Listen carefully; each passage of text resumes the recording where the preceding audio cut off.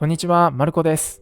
今日の動画は、学科試験前に絶対に押さえておきたい二輪の問題20問。学科試験の問題で間違いが最も多いものが二輪の問題です。いやいやいや、教官。自分は普通免許だから二輪は関係ないよって思っている人もいるかもしれませんが、残念。学科試験の問題は4輪2輪共通なので、二輪に関する問題も結構出ます。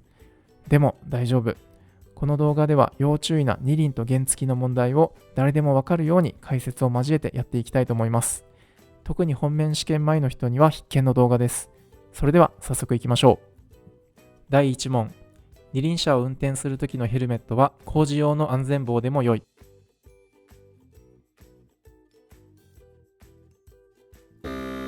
二輪車を運転するときは乗車用のヘルメットをかぶらなくてはいけません。また乗車用ヘルメットは PS マークか JIS マークのついたものを使い、顎紐を確実に締めるなど正しく着用しましょう。第2問。この標識のある道路を二輪車は絶対に通行できない。この標識は二輪車の2人乗り通行禁止の標識です。よく見るとバイクに2人乗っていますよね。よってこの標識がある場合でも1人乗りの二輪車は通行することができます。第3問。二輪車のこの手合図は左図は左へ、右図は右へ方向指示器を操作したのと同じである。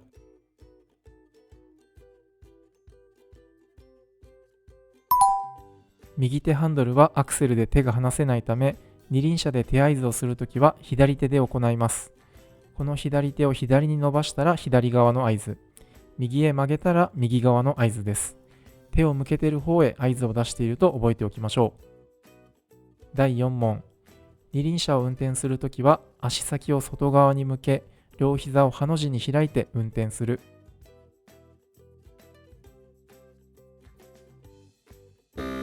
足先を外側に向けるとペダル操作に支障が出るので、外側ではなくまっすぐに向けるようにします。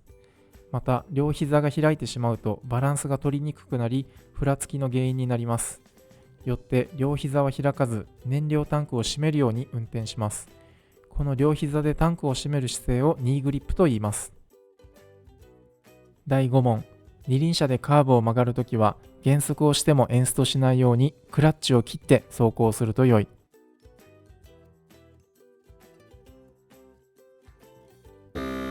マニュアルの二輪車にはハンドルの左手にクラッチレバーというレバーがあります。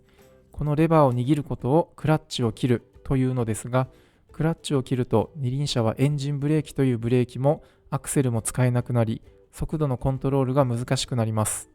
カーブでそのような状態で走行するのは危険なので、カーブではクラッチを切らずに走行するのが基本となります。第6問。この標識のある道路での原付の最高速度は30キロである。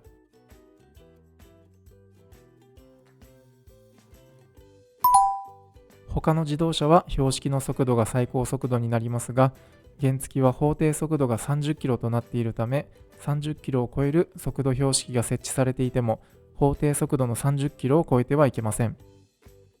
第7問。車両通行帯が3つ以上、またはこの標識のある交通整理の行われている交差点を原付で右折するときは、2段階右折で右折する。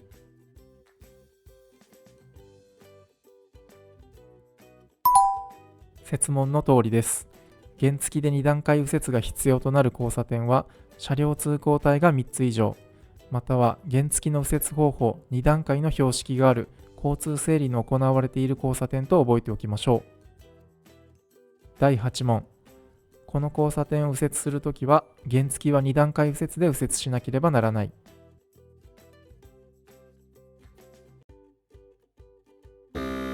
車両通行帯が3つあるので、本来は2段階右折の交差点ですが、よく見ると原付の右折方法小回りの標識があります。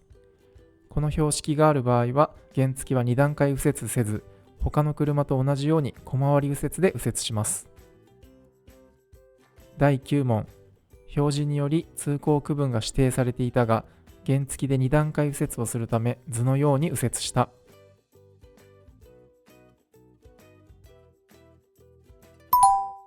通行区分の矢印に従わず通行すると、普段は交通違反となりますが、2段階右折の場合は例外となります。第10問。標識や表示により最高速度が指定されていない一般道路における最高速度は、大型自動二輪車は60キロ、普通自動二輪車は50キロである。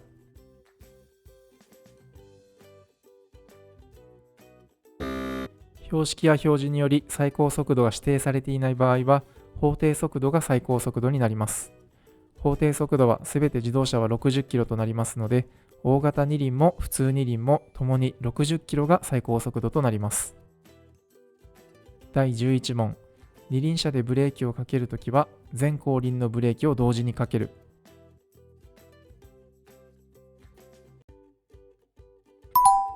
実際は路面状況や速度に合わせてブレーキの強弱などかけ方を変えることもありますが、二輪車のブレーキは原則前後輪を同時にかけます。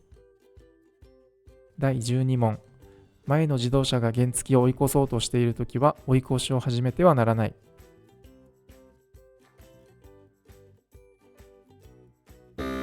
原則二重追い越しは禁止されていますが、設問のように先頭が原付の場合は例外として二重追い越しの形になっても禁止されていません。第13問。普通二輪免許で総排気量 550cc の二輪車を運転してもよい。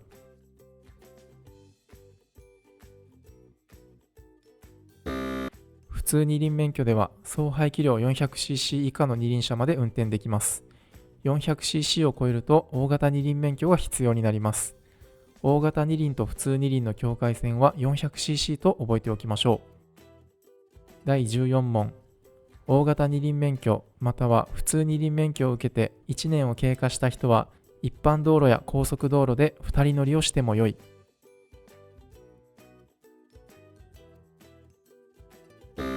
設問の内容で一般道路での2人乗りは可能ですが、高速道路では2人乗りできません。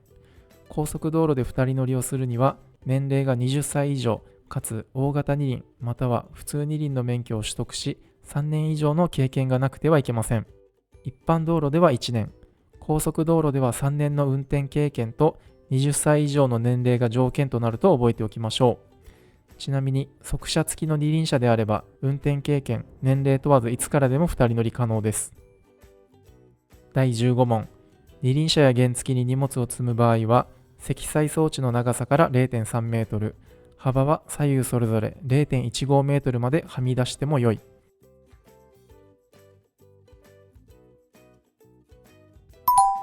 設問の通りです。よく左右もそれぞれ 0.3 メートルまではみ出してよいと引っ掛け問題で出ますので、積載の問題は問題文をよく読むようにしましょう。第16問。二輪車や原付に荷物を積む場合は、荷台から2メートルの高さまで積んでもよい。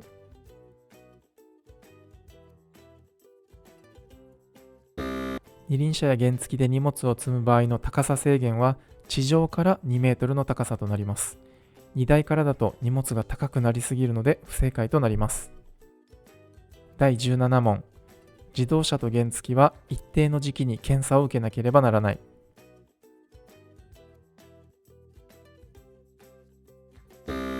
ここでいう検査とは車検のことを指します。一般的に自動車は定期的に車検を受けることが義務付けられていますが、原付や総排気量 250cc 以下の二輪車などには車検の義務はありません。第18問。二輪車でツーリングするとき、参加する人が多い場合は、数グループ、1グループ4、5人程度に分けて編成する。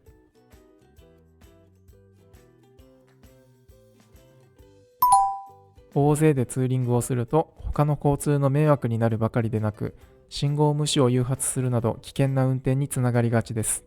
参加人数によっては小グループに分けてツーリングをするようにしましょう。第19問。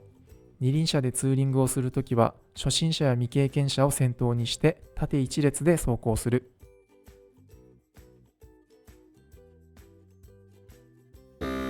ツーリングでの走行順は、先頭と最後尾に経験者であるリーダーとサブリーダーを配置し、初心者や未経験者を中央に配置しましょう。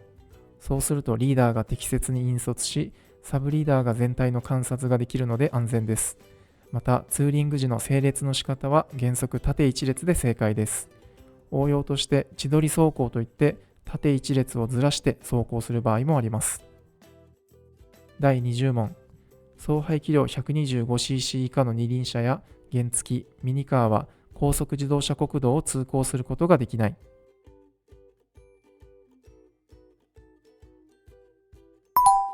設問の通りです。上記の車では高速自動車国道を通行できませんので注意しましょう。以上20問です。お疲れ様でした。このチャンネルでは現役の教習助教官による免許試験対策の動画を配信しています。今回の動画が良ければ評価やコメント、チャンネル登録をよろしくお願いします。マルコ教官ブログというブログもやっています。ブログでは免許に関わる情報と生活改善情報を発信していますので、こちらもチェックしていただけるとありがたいです。Twitter もやっています。YouTube やブログの更新情報、日々思ったことをつぶやいています。どちらも概要欄に記載してありますので、良ければフォローお願いします。それではご視聴ありがとうございました。